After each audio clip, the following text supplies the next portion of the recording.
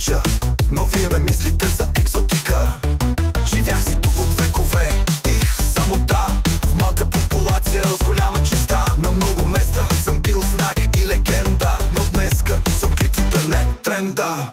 Дойде един към мен с телефон в ръка, види ме, снимаме, викам ялове, наглост така.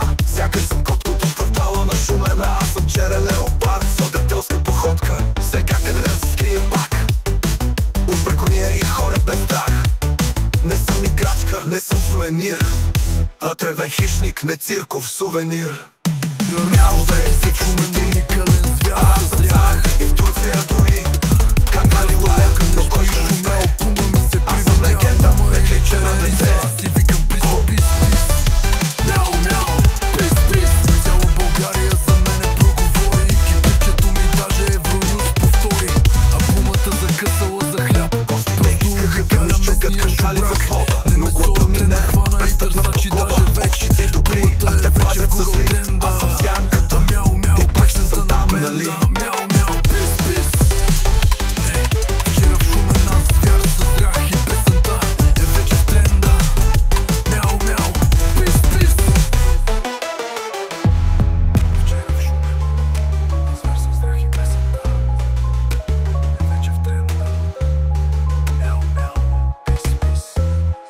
Пастите искаха да ми щупят кангали в злоба, но глада ми не, престъпна прокоба. Овчици добри, а те пазят за зли. Аз съм сянката и пак ще съм там, нали?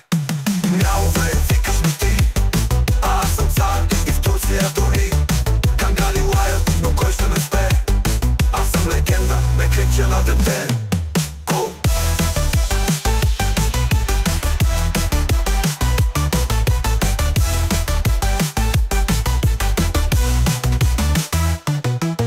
Искаха да ми щупят кангали в злоба, но глада ми не, престъпна прокоба. Овчици добри, а те пазят за зли. Аз съм сянката и пак ще съм там, нали?